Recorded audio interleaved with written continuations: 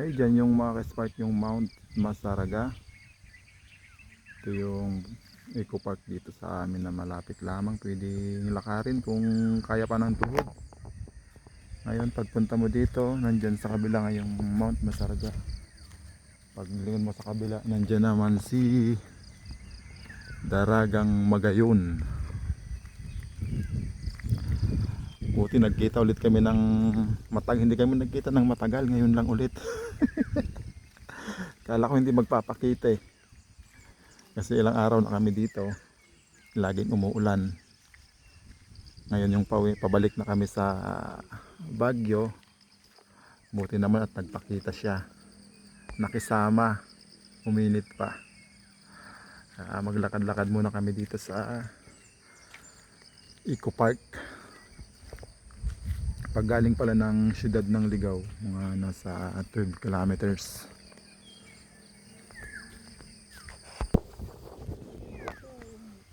Maganda rito kasi hindi ganong polluted yung hangin. Maririnig mo yung mga ibong kumakanta. Fresh. Walang tao. Walang tao, kami lang. Bakit walang tao dito? Pero pwede raw dito yung ano ba yun? Overnight. Overnight? Oo. Ito may mga camp tent.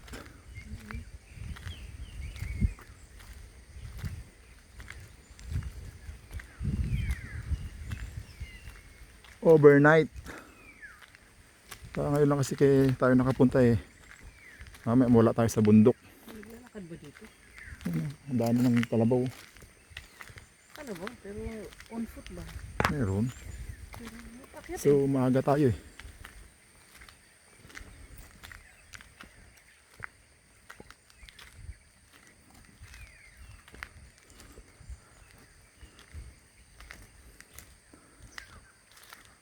Overnight. Yun yung kahoy oh. Dala ka ng tent mo, gano'n. Baka meron siguro. Pa arkila. Kasi pauwi na kami ngayon. Tapos yun biglang nagpakita yung bulkan. Ayaw niya rin ako makita eh. Kaya sumilip siya. Ay gusto niya rin pala akong makita. Kaya nagpakita yung bulkan.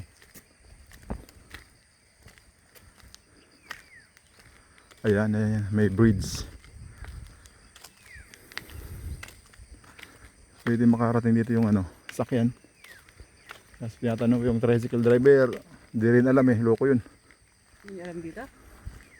Baka hindi nakapunta, yan lang sa bungad.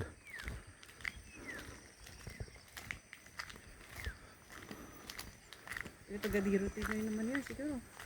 Oo, pero sa matagal na umalis dito yun. Hindi ko ganong kilala yung mukha niya. Kasi yung kasabayan, yung kapatid niya, yun ang kasabayan ko. Kaya kung kayo yung mga nature lover, yan, dito kayo pumunta.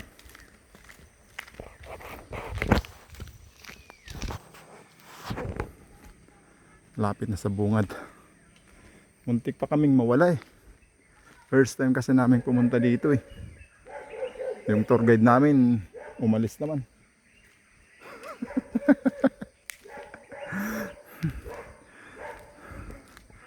Lakay na kasi yung tour guide eh.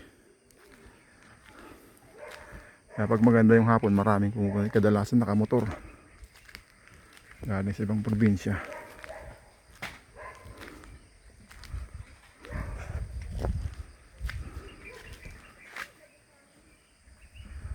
Doon. Bagay ito sa mahihilig sa hiking.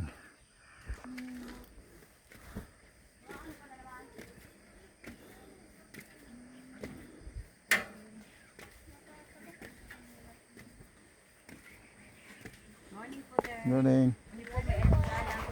Tayo makibayad pag log digdi. Doon bayad.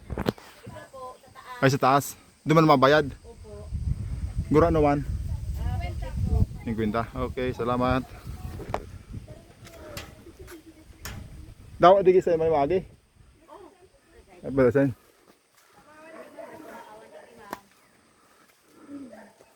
Almusal. Ha? Yata. Okay. Mayroong saan? Yung pipino? Okay. Ayun, may sabungad meron ng nag-aalok ng almusal. Pero syempre, mura lang dito sa amin yung mga pagkain. Presyong pangmasa. Tapos may bayad daw na 50 pitot sa entrance.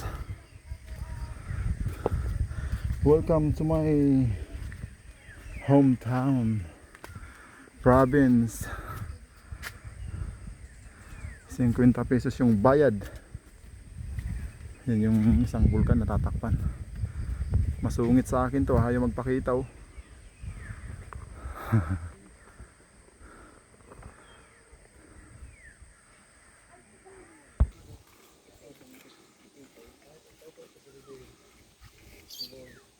Oh.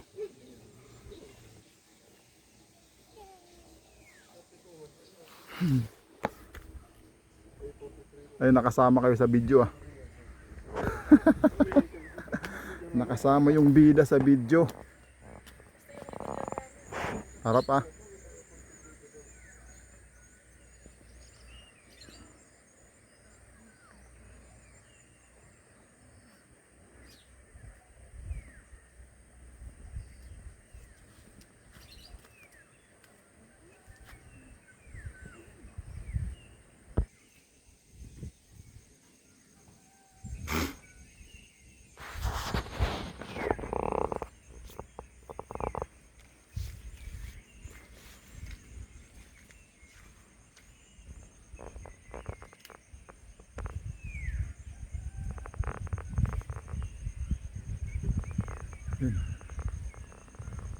Marang nagtakip kay Daragang Magayon. Sa kabila niyan pala yung ano, Legazpi sa kayong papunta ng Sorsogon, Albay. Sa kayong ano, Visayas. Diyan dadan sa kabila.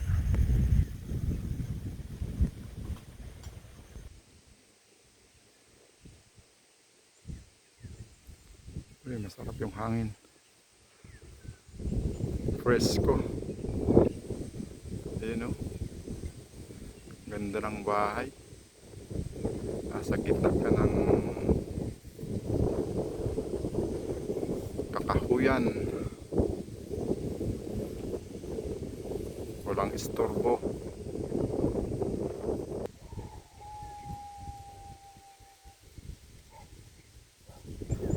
Okay dyan daw kapag nag-overnight ay 700. Good for 2. Kaya pala maraming nakamotor doon. May mga nag-overnight. Pasensya na kayo mga spark ha, kasi hindi ko alam yung lakas ako napunta dito eh.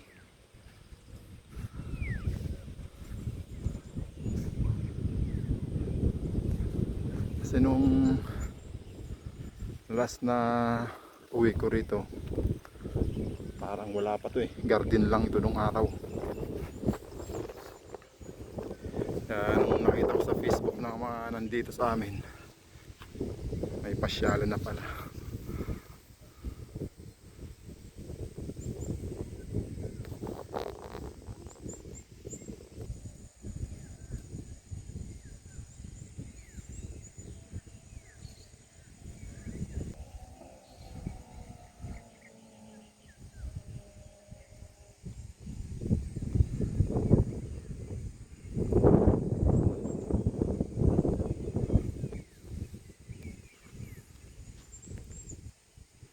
Ganda ng hangin ah. No? Fresco. Sa bundok na yan. Tatlo. Ha? Yung falls dati, may falls dyan eh. Yun, parang may bakasyon. No? Oo. Ayun, wala na. Pag umuulan, meron. Doon sa kabilang bundok na yan, merong isa. Palang flat yung tuktok.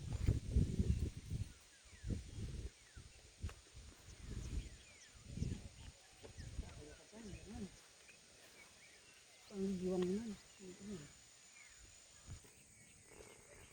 Kaya inagani natin para walang ganong tao. Ito, pwedeng ipasok yung chinilas. Mabalin, di ba? Ay. Oh, pwede yata. Pagsilip mo, wow. Open and wish. Yung bulkan. Diretso tayo. Anong tawag dyan? Nest? Di ba? Ay ko.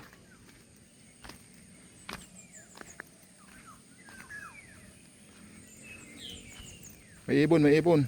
May itlog siguro.